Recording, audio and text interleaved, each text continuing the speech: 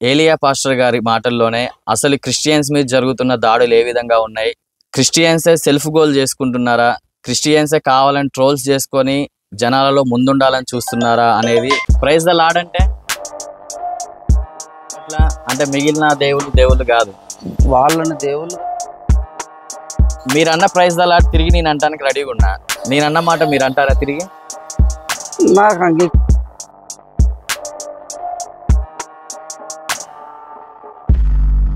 మీరు కన్వర్టెడ్ క్రిస్టియనా, by birth క్రిస్టియనా? నేను బర్త్ క్రిస్టియన్.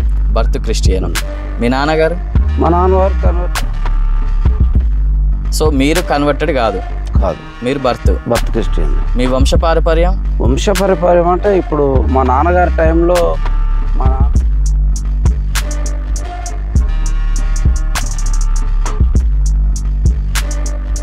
సో మీ నాన్న కన్వర్టెడ్ క్రిస్టియన్, మీరు మాత్రం అసలైన క్రిస్టియన్.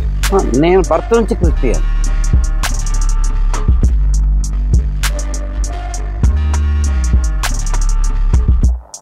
ఓకే, మీరు ఒక పాస్టర్గా ఎన్ని సంవత్సరాల నుంచి ఉన్నారు? 26 సంవత్సరాలు. 26 సంవత్సరాలు. మీ టార్గెట్ రీచ్ అయ్యారా? ఇప్పటి వరకు మీరు 26 సంవత్సరాల్లో ఎంతమంది హిందూస్ని క్రిస్టియన్స్లోకి మార్చారు? నేను ఒక పాస్టర్గా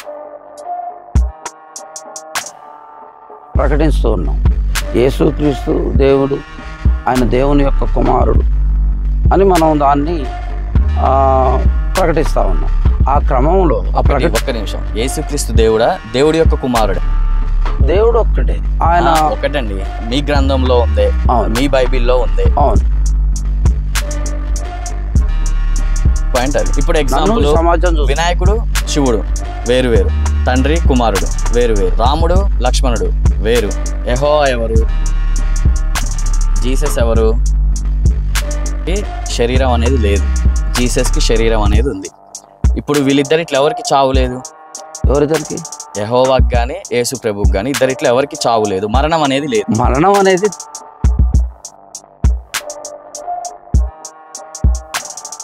జీసస్ బతికే ఉన్నాడా?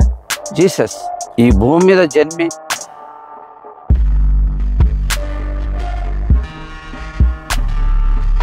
ఇదే యేసు ప్రభుకి జన్మనిచ్చిన మరియమ్మ ఎవరు? యేసు ప్రభు తల్లి మరియమ్మ. మరి మరియమ్మ దేవత కాదా?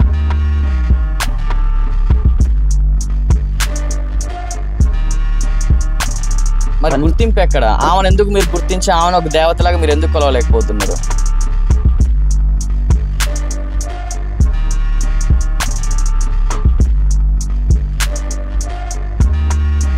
ఒక యేసు ప్రభువు సమాజంలో ఒక మతాన్ని ప్రచారం చేసిండు కాబట్టి తనకి వాల్యూ ఉంది.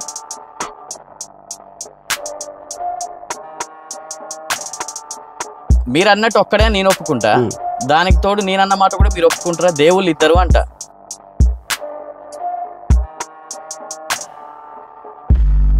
మీ తరం, మీ తాత తరం, మీ తాత ముత్తాత తరం, ఇంకో తరం యేసు ప్రభుని చూసారా?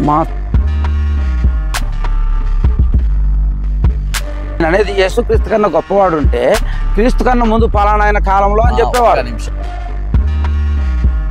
క్రీస్తు ఒక్కడే కదా దేవుడు. అవును, కలియుగం బదులు క్రీస్తు యుగంలో ఉన్నామని చెప్పొచ్చు కదా. క్రీస్తు శకానికన్నా ముందు గొప్పతనం ఉన్నటువంటి వ్యక్తులు ఉంటే ఆ వ్యక్తి పేరు చెప్పేవాళ్ళు.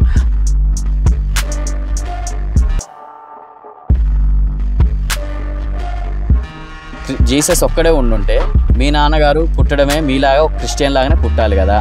మరి ఎందుకు హిందూలాగా పుట్టి కన్వర్ట్ అయ్యిండు?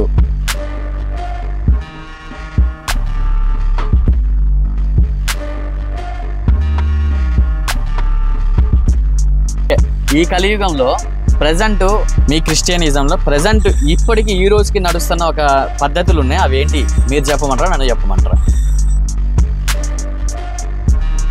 యేసుప్రభుని ఒక దేవుడి గురించి ఎందుకు రోడ్ల మీద తిరుక్కుంటూ చెప్పాలి మీరు? యేసుప్రభు నుంచి ఇప్పుడు